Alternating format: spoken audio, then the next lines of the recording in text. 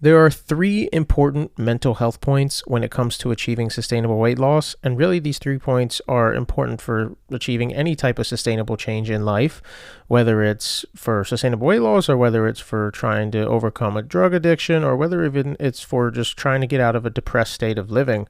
I think these 3 points help a lot. So jumping right into number one is recognizing it's a disease of the mind. What do I mean by that? Obesity and weight gain is a disease of the mind. Your body and mind do coexist, and moving and honoring your body is part of curing your mind, but sustainable weight loss is achieved by curing the mind, and then the body follows, not the other way around. And this also goes for eating disorders.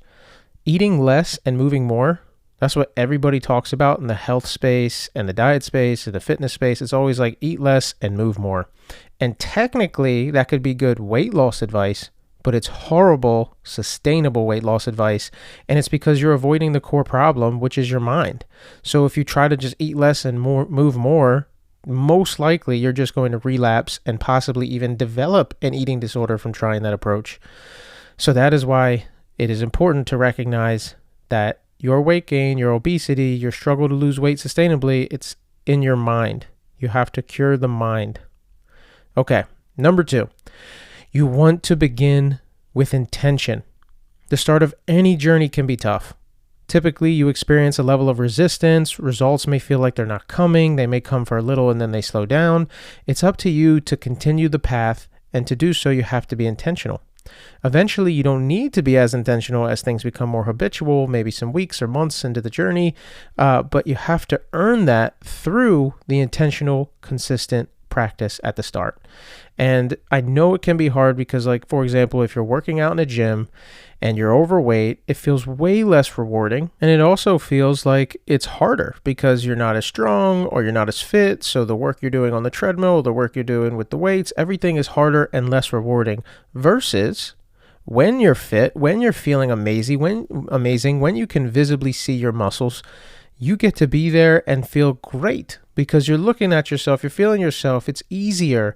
You don't have to be as intentional, but you get there by being intentional and pushing your mind to be consistent despite you not getting that instant gratification at the start. And the work you do in privacy with no gratification ends up being the work that makes you shine with time. So begin with intention at the start, despite how hard it may be.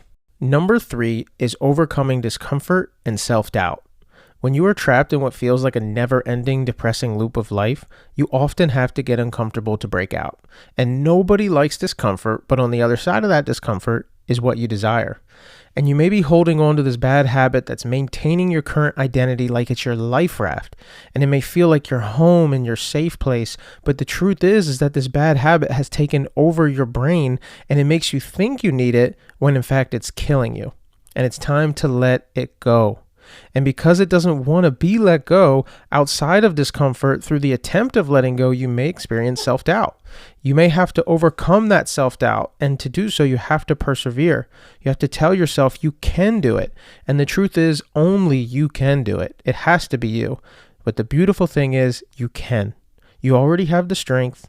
You already have the will to achieve sustainable change. The days where you second guess yourself are actually the most important days to remind yourself that you must keep going. It's the hard work. It's that nobody is willing to do the hard work, but you are.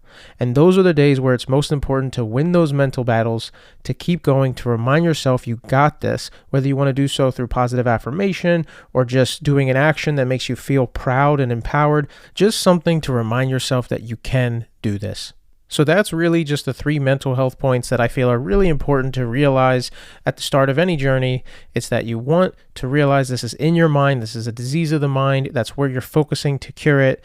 That you want to be intentional at the start when you're making these changes, and that you may feel discomfort and you may feel that you have self-doubt through the journey, but you're going to overcome that, and you're going to be, as I said, intentional, that conscious intention practice despite the discomfort and the self-doubt. And you're going to keep working towards that mind. And I believe you can make amazing change, not just in sustainable weight loss, but in many aspects of life.